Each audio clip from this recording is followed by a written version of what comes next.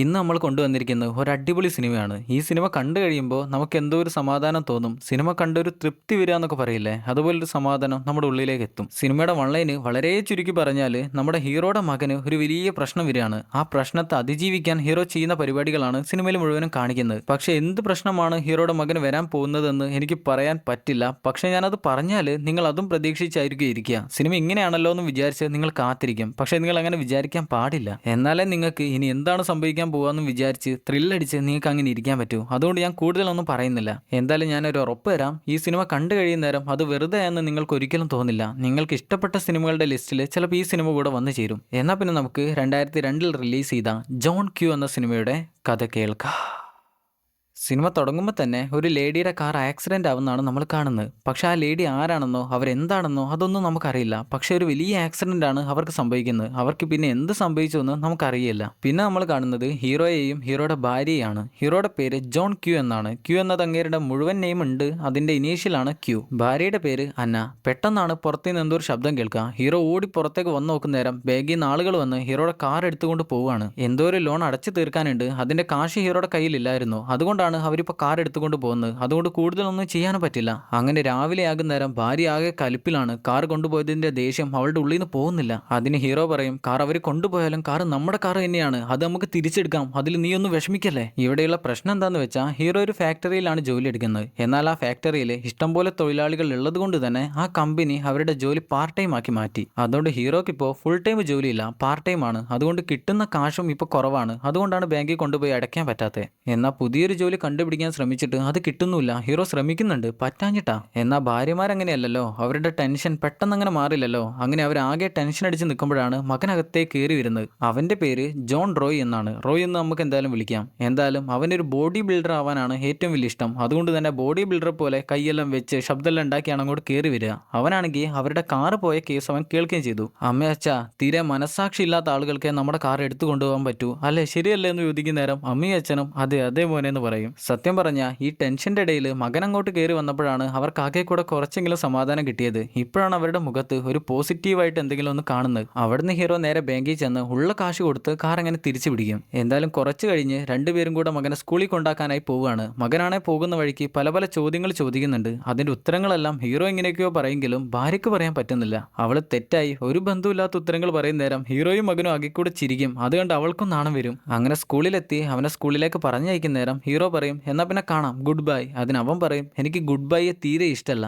See you later അങ്ങനെ പറയണം അച്ഛാ, എന്നാലും നമുക്ക് പിന്നെയും കാണാൻ പറ്റും. അങ്ങനെയാണ് സീ യു ലേറ്റർ. അതും പറഞ്ഞ് ഹീറോ ജോലിക്ക് പോവുകയാണ്. ഭാര്യയും ജോലി ചെയ്യുന്നുണ്ട്. ഒരു മാർക്കറ്റിലെ ക്യാഷ് കളക്ടർ ആയിട്ടാണ് അവൾ ജോലി ചെയ്യുന്നത്. എന്തായാലും ഹീറോ ജോലി സ്ഥലത്തെത്തി അങ്ങനെ ജോലി ചെയ്യാൻ തുടങ്ങി. അതെന്താണ് ചെയ്യുന്നതെന്ന് എനിക്ക് മനസ്സിലായില്ല. എന്തായാലും എന്തോ ഒരു ഫാക്ടറി വർക്കാണ് ചെയ്യുന്നത്. എന്നാൽ അവിടെ തന്നെയുണ്ട് ഹീറോയുടെ ഏറ്റവും വലിയ കൂട്ടുകാരൻ. അങ്ങേരാണ് ഹീറോ ആകെ കൂടെ ഒരു കൂട്ടുകാരൻ എന്ന് പറയാനുള്ളത്. അങ്ങയുടെ പേര് റയാൻ എന്നാണ്. ഞാൻ ഇത്രയും ആളുകളുടെ പേര് പറയുന്ന നേരം അതെല്ലാം ഓർമ്മിച്ച് വെക്കാൻ പാടുപെടുമെന്ന് വിചാരിക്കേണ്ട. ഞാൻ ഓരോരുത്തരുടെ പേരും പറയുമ്പോഴും അവരാരാന്ന് ഒന്നുകൂടെ പറയും. അങ്ങനെ വൈകുന്നേരം ആവുന്ന നേരം ജോലിയെല്ലാം കഴിഞ്ഞ് ഹീറോ മകനെയും കൂട്ടി നേരെ ചർച്ചിലേക്ക് പ്രാർത്ഥിക്കാനായി പോവാണ്. അവിടുന്ന് നേരെ മകന്റെ ബേസ്ബോൾ ടൂർണമെന്റിനായി പോവാണ്. മകൻ ബേസ്ബോൾ ഒക്കെ കളിക്കും. അവിടുന്ന് മകൻ ബാറ്റ് ചെയ്യാൻ എത്തുന്ന നേരം ഹീറോയും ഭാര്യയും വലിയ സന്തോഷത്തിലാണ്. അവൻ ആർത്ത് വിളിക്കും. എന്തായാലും അവൻ ബാറ്റ് ചെയ്യാൻ വരുന്ന നേരം ആദ്യത്തെ ബോൾ തന്നെ അവന് മിസ്സാകും. അവൻ ഇതിന്റെ പറ്റിയെന്നവർ ചിന്തിക്കുമ്പോഴാണ് അടുത്ത ബോൾ അവൻ ഒരൊറ്റ ഷോട്ട് എടുക്കുന്നത്. അതാണ് പാറി പറക്കും. അവന് റൺസ് എടുക്കാനായി അവിടുന്ന് ഓടുകയാണ്. അങ്ങനെ ആദ്യത്തെ പോയിന്റ് എടുത്ത് അടുത്ത റൺസ് എടുക്കാൻ അവൻ ഓടുന്ന നേരം പെട്ടെന്നാണ് അവൻ എന്തോ ഒരു തളർച്ച ബാധിക്കുക. അവൻ ആകെ കൂടെ കുഴഞ്ഞ് താഴെ വീണു പോകും. അവൻ ഇതെന്തേ പറ്റിയെന്നറിയില്ല. അവന്റെ ബോധം പോയി. ഹീറോ ഓടി വന്ന് അവന്റെ അടുത്തെത്തി. റോയ് നിനക്ക്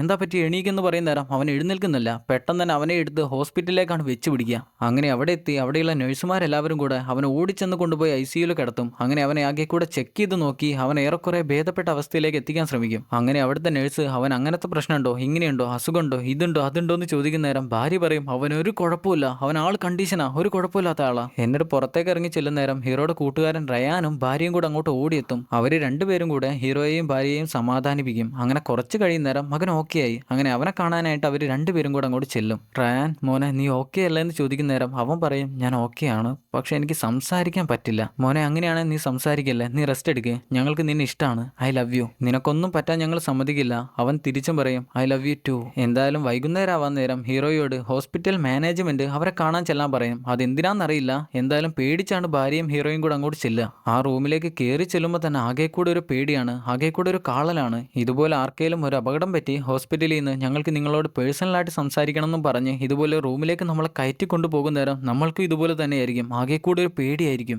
അങ്ങനെ അവിടെയുള്ള ഡോക്ടർ അവർക്ക് കാര്യങ്ങളെല്ലാം പറഞ്ഞു കൊടുക്കും. സംഭവം എന്താന്ന് വെച്ചാൽ അവരുടെ മകനില്ലേ റോയ്, അവന്റെ ഹൃദയം സാധാരണ ആളുകളുടെ ഹൃദയത്തെക്കാളും 3 മടങ്ങ് വലുതാണ്. അതുകൊണ്ട് തന്നെ ഹൃദയത്തിന് കൂടുതൽ ജോലി ചെയ്യാൻ പറ്റുന്നില്ല, ബ്ലഡ് ഒന്നും പമ്പ് ചെയ്യാൻ പറ്റുന്നില്ല. അതുകൊണ്ട് ബ്ലഡ് എല്ലാം കൂടെ ലങ്സിലേക്ക്, അതായത് ശ്വാസകോശത്തിലേക്കാണ് ചെന്നെത്തുന്നത്. എല്ലാം കൂടെ ചുരുക്കി പറഞ്ഞാൽ അവന്റെ ഹൃദയം ഇപ്പോൾ യൂസ്ലെസ് ആയിക്കൊണ്ടിരിക്കുകയാണ്. കുറച്ചുകൂടെ കഴിഞ്ഞാൽ ഹൃദയം കൊണ്ട് ഒന്നും ചെയ്യാൻ പറ്റാതെയാകും, അതോടുകൂടെ അവൻ മരിക്കും. ഇത് കേൾക്കുമ്പോൾ തന്നെ ഹീറോയുടെയും ഭാര്യയുടെയും പാതി ജീവൻ അങ്ങ് പോകും. അവർക്ക് എന്ത് ചെയ്യണമെന്ന് അറിയില്ല. അപ്പോഴാണ് ഡോക്ടർ പറയാ, മാനേജ്മെന്റിലെ മഞ്ഞ മുടിയുള്ള ലേഡി പറയാ, ഇനിയിപ്പോൾ ആകെ കൂടെ ചെയ്യാൻ പറ്റുന്ന 2 കാര്യങ്ങളാണ്, 2 ഓപ്ഷൻസ് ആണ് നിങ്ങളുടെ മുന്നിലുള്ളത്. അതിലൊന്ന്, അവന് ശരിയായ മരുന്നുകളും ട്രീറ്റ്മെന്റുകളും എല്ലാം കൊടുത്ത് അവനെ കൂടുതൽ ജോലിയൊന്നും ചെയ്യാതെ, അതായത് കളിക്കാനൊന്നും വിടാതെ വീട്ടിൽ തന്നെ ഇരുത്തുക. അല്ലെങ്കിൽ അവന്റെ ഹൃദയം മാറ്റി വെക്കണം. ഇതുപോലെ ഹൃദയം മാറ്റി വെച്ചാൽ അത് വിജയിക്കുമെന്നും പറയാൻ പറ്റില്ല, ചിലപ്പോൾ അത് പ്രോപ്പറായിട്ട് വർക്ക് ചെയ്തെന്ന് വരില്ല. ഇതും കൂടെ കേൾക്കുന്ന നേരം അവരുടെ കൺട്രോൾ തന്നെ കയ്യിൽ നിന്ന് വിട്ടുപോകും. ഭാര്യയാണെങ്കിൽ അലമുറയിട്ട് കരയാണ്. ഹീറോ അവളെ സമാധാനിപ്പിക്കാൻ ശ്രമിക്കും, എന്നാലും അവൾ സമാധാനിക്കില്ല എന്നറിയാം. അങ്ങനെയുള്ള ഒരു സിറ്റുവേഷൻ ആണല്ലോ ഇത്. ഹീറോ ഡോക്ടറോട് ചോദിക്കും, നിങ്ങളുടെ മകനാണ് ഇങ്ങനെ സംഭവിക്കുന്നെങ്കിൽ നിങ്ങൾ എന്ത് ചെയ്യും? അതിന് അങ്ങേര് പറയും, ഞാൻ എന്തായാലും ഹൃദയം മാറ്റിവെക്കാൻ തന്നെ ചെയ്യും.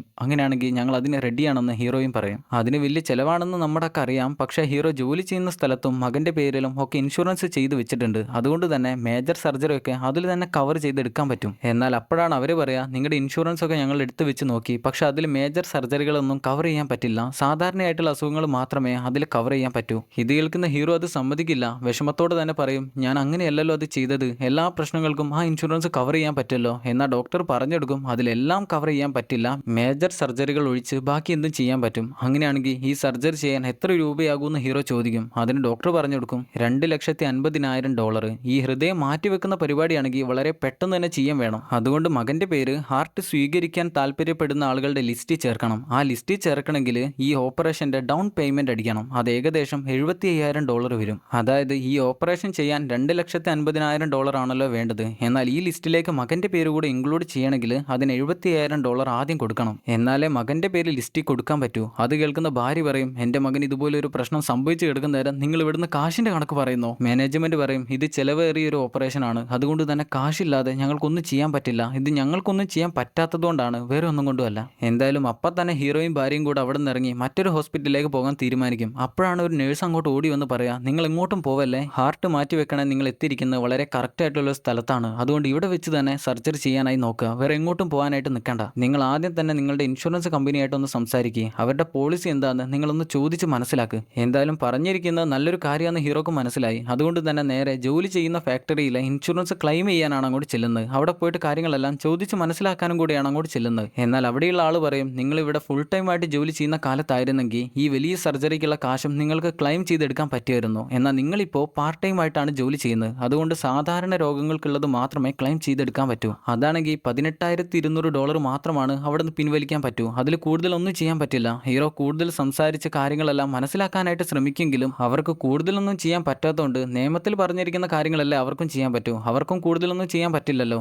അതുകൊണ്ട് അവിടെ നിന്ന് എത്രയാണോ ഇൻഷുറൻസ് തുക കിട്ടുന്നത് അത് ക്ലെയിം ചെയ്യാമെന്ന് വിചാരിക്കും. അങ്ങനെ $18,200 ഹീറോ ക്ലെയിം ചെയ്തു. ഇതേ സമയം ഭാര്യ അവളുടെ ഇൻഷുറൻസ് കമ്പനിയായിട്ട് ചെന്ന് കാര്യങ്ങളെല്ലാം ചോദിച്ചു നോക്കും. എന്നാൽ അവരും ഇതുപോലെ ഓരോ ഒഴിവ് കഴിവുകളാണ് പറയാ. അല്ലെങ്കിലും ഇൻഷുറൻസ് കമ്പനികൾ ഓരോ നിയമങ്ങൾ ഉണ്ടാക്കുന്നതുകൊണ്ട് തന്നെ അതിൽ ആർക്കും ഒന്നും വിശ്വസിക്കാൻ പറ്റില്ല. എന്നാൽ ഹീറോ ജോലി ചെയ്യുന്ന കമ്പനിക്ക് വീണ്ടും വീണ്ടും മെയിലുകൾ അയക്കും. അങ്ങനെ അവസാനം ക്ലെയിം ചെയ്യാം എന്നുള്ള അവസ്ഥയിലെത്തും. അവർ അപ്രൂവ് ചെയ്യും. അങ്ങനെ അവരുടെ കമ്പനിയിലേക്ക് ചെന്ന് നോക്കുമ്പോഴാണ് മനസ്സിലാവുക, ഹീറോ അവർക്ക് അയച്ചു കൊടുത്ത ഡാറ്റയിൽ ഹീറോ ഫുൾ ടൈം ആണ് ജോലി എന്നാണ് അയച്ചു കൊടുത്തിരുന്നത്. പക്ഷേ ഹീറോ ഇപ്പോൾ ജോലി ചെയ്യുന്നത് പാർട്ട് ടൈം ആയിട്ടാണല്ലോ. അതുകൊണ്ട് തന്നെ അവർ പറയും, ഇത് ഡാറ്റയിൽ വന്ന മിസ്റ്റേക്ക് മൂലമാണ് ഇത് അപ്രൂവ് ആയത്, അതുകൊണ്ട് തന്നെ നിങ്ങൾക്ക് ഇത് ക്ലെയിം ചെയ്യാൻ പറ്റില്ല. അവസാനം വേറെ ഒരു വഴിയില്ലാത്തതുകൊണ്ട് തന്നെ ഹീറോയുടെ കൂട്ടുകാരനും കൂട്ടുകാരൻ്റെ ഭാര്യയും കൂടെ അവരെ കാശ് കൊടുത്ത് സഹായിക്കും. കയ്യിലുള്ള സാധനങ്ങളെല്ലാം വിൽക്കാൻ തുടങ്ങും. മാത്രമല്ല ചർച്ചകളിലൊക്കെ ഹീറോയുടെ മകന് വേണ്ടി ഫണ്ടുകളെല്ലാം സമാഹരിക്കും. ഇതിൻ്റെ ഇടയിലെല്ലാം അവർ മകനെ കാണാനായി ചെല്ലുന്നുണ്ട്. എന്നാൽ മകൻ അറിയുന്നില്ല അമ്മയും അച്ഛനും എന്തൊക്കെയാണ് കഷ്ടപ്പെടുന്നതെന്ന്. അവസാനമായിട്ട് എന്തെങ്കിലും ഒരു സഹായം കിട്ടുമെന്നറിയാനായി ഹീറോ ഒരു ന്യൂസ് റിപ്പോർട്ടറുടെ അടുത്തേക്കാണ് ചെല്ലുന്നത്. അങ്ങേരോട് ഈ കാര്യങ്ങളെല്ലാം പറയുന്ന നേരം അങ്ങേര് പറയും, എനിക്കിത് ന്യൂസിൽ പറയാനൊന്നും പറ്റില്ല, കാരണം മാനേജ്മെന്റ് എന്താണോ പറയുന്നത് അത് മാത്രമേ എനിക്ക് പറയാൻ പറ്റൂ. പക്ഷേ എനിക്ക് നിങ്ങളെ എങ്ങനെയെങ്കിലും സഹായിക്കാൻ പറ്റുന്നുണ്ടെങ്കിൽ ഞാൻ സഹായിക്കാം. എനിക്ക് കഴിയുന്ന മാത്രമേ എനിക്ക് ചെയ്യാൻ പറ്റൂ, കൂടുതലൊന്നും ചെയ്യാൻ പറ്റില്ല. അവസാനം ഇനി ചെയ്യാൻ ഒരു വഴിയുമില്ലാന്ന് ഹീറോക്ക് മനസ്സിലാവുന്ന നേരം കാറ് വരെ വിൽക്കും. എന്നിട്ട് ഹോസ്പിറ്റലിലേക്ക് ചെന്ന് മകൻ ഇത്രയും കാലം നോക്കിയതിന്റെ കാശായി $6,000 ഹീറോ കൊണ്ട് കൊണ്ട് ചെന്നടയ്ക്കും. എന്നാൽ അന്നാണ് ഭാര്യ വിളിച്ച് പറയാ, ഇവിടെയുള്ള മാനേജ്മെന്റ് അവനെ ഡിസ്ചാർജ് ആക്കാനായി തീരുമാനിച്ചിട്ടുണ്ട്, അതുകൊണ്ട് നമ്മൾ തിരിച്ച് വീട്ടിലേക്ക് തന്നെ വരേണ്ടി വരും, നിങ്ങൾ എന്തെങ്കിലും ഒന്ന് ചെയ്യ്, നിങ്ങൾക്ക് പറ്റുന്ന എന്തെങ്കിലും ഒന്ന് ചെയ്യ്. ഹീറോ പറയും, ഞാൻ അവർക്ക് $6000 കൊണ്ടുപോയി അടച്ചാണല്ലോ. അതിന് ഭാര്യ പറയും, അത് വെച്ചൊന്നും ചെയ്യാൻ പറ്റില്ല, നിങ്ങൾക്ക് എന്തെങ്കിലും ചെയ്യാൻ പറ്റുമെങ്കിൽ എന്തെങ്കിലും ചെയ്യ്, എന്ത് വേണേലും ചെയ്യ്. അങ്ങനെ കുറച്ച് സമയം കഴിഞ്ഞാൽ ഹൃദയം മാറ്റിവെക്കുന്ന ഡോക്ടർ ഹൃദയം മാറ്റിവെച്ച ഒരാളുമായിട്ട് സംസാരിക്കുകയാണ്. അവരുടെ ഹൃദയം മാറ്റിവെച്ചതുകൊണ്ട് തന്നെ അവർ വലിയ സന്തോഷത്തിലാണ്. അങ്ങനെ സംസാരിച്ചുകൊണ്ടിരിക്കുമ്പോഴാണ് ഹീറോ അങ്ങോട്ട് വരുന്നത്. എന്നിട്ട് ഡോക്ടറോട് ചോദിക്കും, എൻ്റെ മോനെ ഇന്ന് ഡിസ്ചാർജ് ആക്കാൻ പോവാണെന്ന് ഞാൻ കേട്ടു, ഞാൻ ഇന്നലെ ഇവിടെ കൊണ്ടുവന്ന $6000 അടച്ചല്ലേ, നമുക്കൊന്ന് മാറി നിന്ന് സംസാരിച്ചുകൂടെ എന്ന് ചോദിച്ച് ഡോക്ടറായിട്ട് കുറച്ച് മുന്നോട്ട് ചെല്ലും. ഡോക്ടർ പറയും, നിങ്ങൾ കേട്ടേ ശരിയാണ്, പക്ഷേ ഈ തീരുമാനങ്ങളൊന്നും ഞാൻ എടുത്തതല്ല, മാനേജ്മെന്റ് ബോർഡ് എന്താണോ പറയുന്നത് അത് മാത്രമേ എനിക്ക് ചെയ്യാൻ പറ്റൂ, അതാണ് ഞാൻ ചെയ്യുന്നത്. അതിന് ഹീറോ, വർഷത്തിൽ 300ഓളം ഹാർട്ട് മാറ്റി വെക്കുന്ന ഓപ്പറേഷൻ ഇവിടെ വെച്ച് നടക്കുന്നുണ്ട്, അതിലെല്ലാവരോടും നിങ്ങൾ $2,50,000 വെച്ച് വാങ്ങുന്നുണ്ട്, നിങ്ങൾ കുറെ നേടുന്നില്ലേ, അതുകൊണ്ട് എൻ്റെ മകൻ്റെ സർജറി നിങ്ങൾക്കൊന്ന് ചെയ്തുകൂടെ, ഞാൻ കാശ് തരുന്നില്ല എന്ന് പറയുന്നില്ലല്ലോ, ഞാൻ ആ കാശ് തരും, എൻ്റെ കയ്യിൽ വരുമ്പോൾ ഞാൻ തരും, എന്നെ നിങ്ങൾക്ക് വിശ്വസിക്കാം, നിങ്ങൾ ആ സർജറി പെട്ടെന്ന് തന്നെ ഒന്ന് ചെയ്യ്. എന്നാൽ ഡോക്ടറിനാണെങ്കിൽ അത് ചെയ്യാൻ പറ്റില്ലല്ലോ, അങ്ങനെ അപ്പോഴും അത് വിസമ്മതിക്കും. സർജറി ചെയ്തേ പറ്റുമെന്ന് ഹീറോ ഇത്രയും കാര്യമാക്കി പറയുന്നതിന്റെ കാരണം എന്താന്ന് വെച്ചാൽ, നേരത്തെ ഡോക്ടർ പറഞ്ഞിരുന്നല്ലോ സർജറി ചെയ്തില്ലെങ്കിൽ അവനെ മരുന്നെല്ലാം കൊടുത്ത് ഒരു ജോലിയും ചെയ്യിക്കാതെ വീട്ടിൽ ഇരുത്തണമെന്ന്, അങ്ങനെ ഇരുത്തിയാലും മാസങ്ങളോളം മാത്രമേ അവൻ ജീവിക്കൂ. എന്നാൽ അങ്ങേരോട് എത്രയൊക്കെ സംസാരിച്ചിട്ടും അങ്ങേര് അമ്പിനും വില്ലിനും എടുക്കാതെ കാണുന്ന നേരം ഹീറോ പെട്ടെന്നാണ് ഗണ്ണെടുത്ത് അങ്ങേരുടെ തലയിലേക്ക് വെക്കുക. അത് കാണുമ്പോൾ തന്നെ അങ്ങേര് പേടിക്കും. ഹീറോ തൊട്ടടുത്തുണ്ടായിരുന്ന എമർജൻസി ഹാളിലേക്ക് അങ്ങേര് വലിച്ചു കയറ്റി കൊണ്ടുപോയി അവിടെ ഉണ്ടായിരുന്ന ഡോറ് ലോക്ക് ചെയ്ത് കളയും. ഇനി അങ്ങേർക്ക് പുറത്തേക്ക് പോകാൻ പറ്റില്ല. നേരെ മുന്നിൽ തന്നെയാണെങ്കിൽ അവിടെയുള്ള സെക്യൂരിറ്റി ഉണ്ട്. അങ്ങയുടെ കയ്യിൽ ഗണ്ണുണ്ടോ എന്ന് ചോദിക്കുന്ന നേരം അങ്ങേര് പറയും, എൻ്റെ കയ്യിൽ ഗണ്ണൊന്നുമില്ല. അതുകൊണ്ട് ഹീറോ അവരെ രണ്ടുപേരെയും കൂടെയായി മെയിൻ ഹാളിലേക്ക് കയറി ചെല്ലും. എന്നാൽ അവിടെ ഉണ്ടായിരുന്ന ഡോക്ടേഴ്സിനും നഴ്സുമാർക്കും ഒന്നും അറിയില്ലല്ലോ ഹീറോ ഗണ്ണായിട്ടാണ് വന്നതെന്ന്. ഹീറോ ഗണ്ണ് കാണിച്ചു കൊടുക്കുന്ന നേരം അവരെല്ലാവരും പേടിച്ച് ഓടും. എന്നാൽ അവരെല്ലാവരും കൂടെ പുറത്തേക്കുള്ള ഡോറ് വഴി ഓടി രക്ഷപ്പെടുന്ന കാണുന്ന നേരം ഹീറോ ഓടിച്ചെന്ന ഡോറ് കൂടെ ലോക്ക് ചെയ്ത് കളയും. ഇപ്പൊ കുറച്ച് പേഷ്യൻസ് അകത്ത് തന്നെ പെട്ടുപോയി.